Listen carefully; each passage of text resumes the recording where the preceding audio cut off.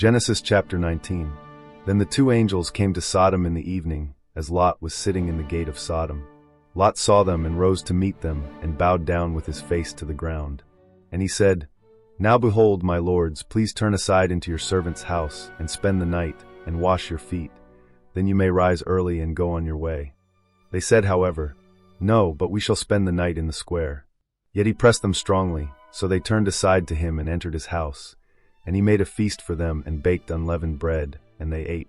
Before they lay down, the men of the city, the men of Sodom, surrounded the house, from young to old, all the people from every quarter. And they called to Lot and said to him, Where are the men who came to you tonight? Bring them out to us that we may know them. But Lot went out to them at the doorway, and shut the door behind him, and said, Please, my brothers, do not act wickedly. Now behold, I have 2 daughters who have not known a man. Please let me bring them out to you, and do to them what is good in your eyes. Only do nothing to these men, inasmuch as they have come under the shelter of my roof. But they said, Step aside. Furthermore, they said, This one came to sojourn, and already he is persistently acting like a judge. Now we will treat you more wickedly than them. So they pressed hard against Lot, and stepped up to break the door. But the men reached out their hands, and brought Lot into the house with them, and shut the door. And they struck the men who were at the doorway of the house with blindness, from small to great, so that they wearied themselves trying to find the doorway. Then the 2 men said to Lot, Whom else have you here? A son-in-law, and your sons, and your daughters, and everyone you have in the city. Bring them out of the place. For we are about to destroy this place, because their outcry has become great before Yahweh. So Yahweh has sent us to destroy it. And Lot went out and spoke to his sons-in-law, who were to marry his daughters, and said, Get up, get out of this place, for Yahweh will destroy the city. But he appeared to his sons-in-law to be jesting. Now at the breaking of dawn the angels urged Lot, saying, Get up, take your wife and your 2 daughters who are here, lest you be swept away in the punishment of the city. But he hesitated. So the men seized his hand and the hand of his wife and the hands of his 2 daughters, for the compassion of Yahweh was upon him. And they brought him out and put him outside the city. Now it happened, as they brought them outside, one said, Escape for your life. Do not look behind you, and do not stay anywhere in the valley. Escape to the mountains, lest you be swept away. But Lot said to them, O no, my lords. Now behold, your servant has found favor in your sight, and you have magnified your loving kindness, which you have shown me by preserving my life.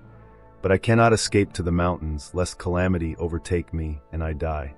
Now behold, this town is near enough to flee to, and it is small. Please let me escape there, is it not small, that my life may be preserved? And he said to him, Behold, I grant you this request also, that I will not overthrow the city of which you have spoken. Hurry, escape there, for I cannot do anything until you arrive there. Therefore the name of the city was called Zor. The sun had risen over the earth when Lot came to Zor. And Yahweh rained on Sodom and Gomorrah brimstone and fire from Yahweh out of heaven. And he overthrew those cities and all the valley, and all the inhabitants of the cities, and what grew on the ground. Then his wife, from behind him, looked back, and she became a pillar of salt. Now Abraham arose early in the morning, and went to the place where he had stood before Yahweh. And he looked down toward Sodom and Gomorrah, and toward all the land of the valley. And he saw, and behold, the smoke of the land went up like the smoke of a furnace.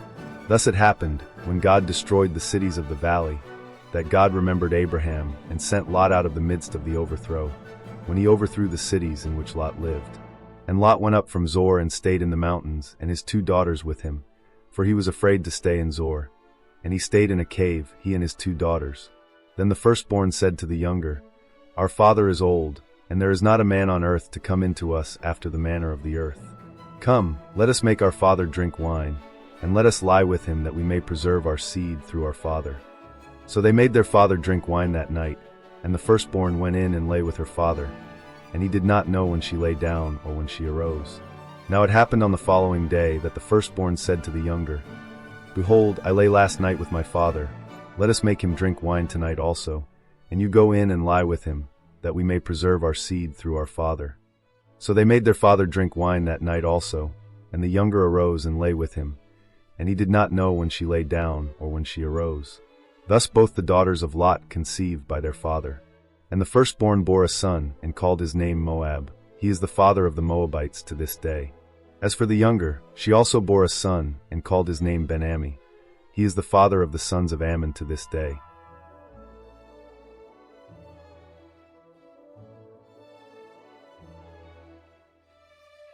Genesis chapter 20.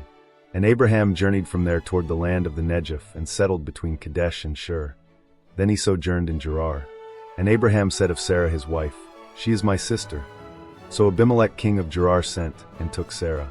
But God came to Abimelech in a dream of the night and said to him, "Behold, you are a dead man because of the woman whom you have taken, for she is married." Now Abimelech had not come near her. Then he said, "Lord, will you kill a nation even though righteous? Did he not himself say to me, 'She is my sister'?" And she herself also said, "He is my brother. In the integrity of my heart and the innocence of my hands I have done this." Then God said to him in the dream, "Indeed, I know that in the integrity of your heart you have done this, and I also held you back from sinning against me. Therefore I did not let you touch her.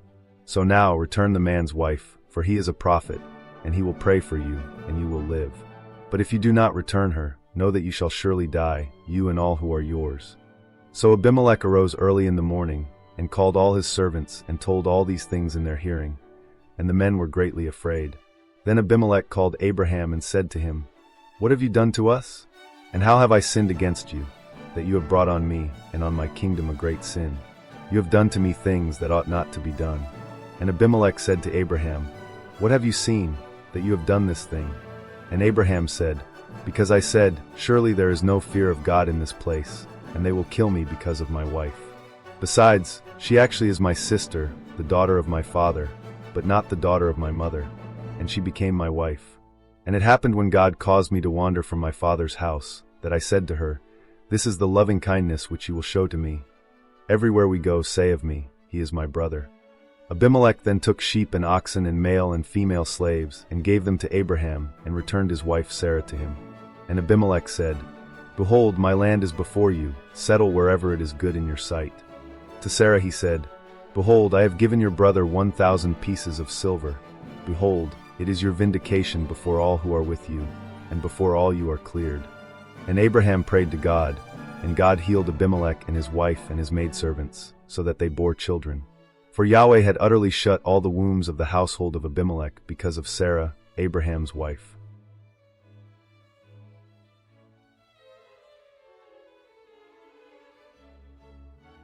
Genesis chapter 21. Now Yahweh visited Sarah as he had said, and Yahweh did for Sarah as he had promised. So Sarah conceived and bore a son to Abraham in his old age, at the appointed time of which God had spoken to him. And Abraham called the name of his son who was born to him, whom Sarah bore to him, Isaac. Then Abraham circumcised his son Isaac when he was 8 days old, as God had commanded him. Now Abraham was 100 years old when his son Isaac was born to him. And Sarah said, "God has made laughter for me. Everyone who hears will laugh with me." And she said, "Who would have said to Abraham that Sarah would nurse children? Yet I have borne him a son in his old age." And the child grew and was weaned, and Abraham made a great feast on the day that Isaac was weaned. And Sarah saw the son of Hagar the Egyptian, whom she had borne to Abraham, laughing in jest. Therefore she said to Abraham, "Drive out this maidservant and her son.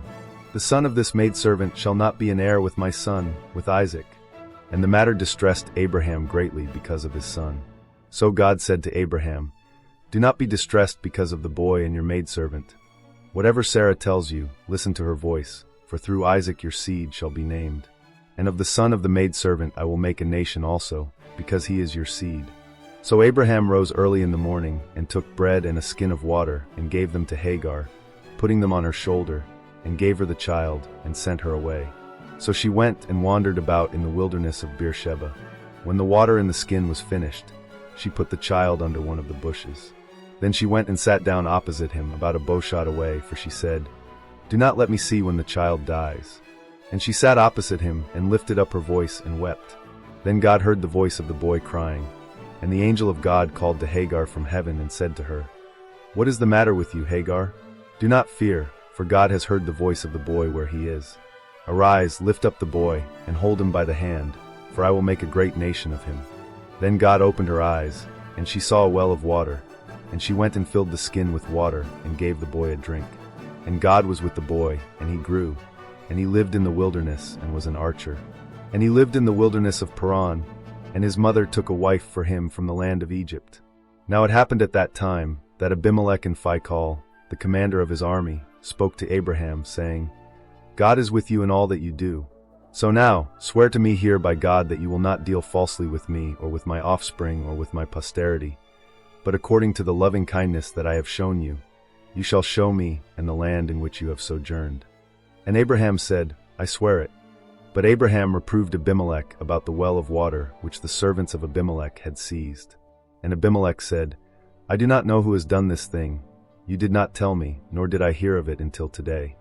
So Abraham took sheep and oxen, and gave them to Abimelech, and the two of them cut a covenant. Then Abraham set 7 ewe lambs of the flock by themselves. And Abimelech said to Abraham, What do these 7 ewe lambs mean, which you have set by themselves? He said, You shall take these 7 ewe lambs from my hand, so that it may be a witness to me, that I dug this well. Therefore he called that place Beersheba, because there the two of them swore an oath. So they cut a covenant at Beersheba, and Abimelech and Phicol, the commander of his army, arose and returned to the land of the Philistines. And Abraham planted a tamarisk tree at Beersheba, and there he called upon the name of Yahweh, the everlasting God. And Abraham sojourned in the land of the Philistines for many days.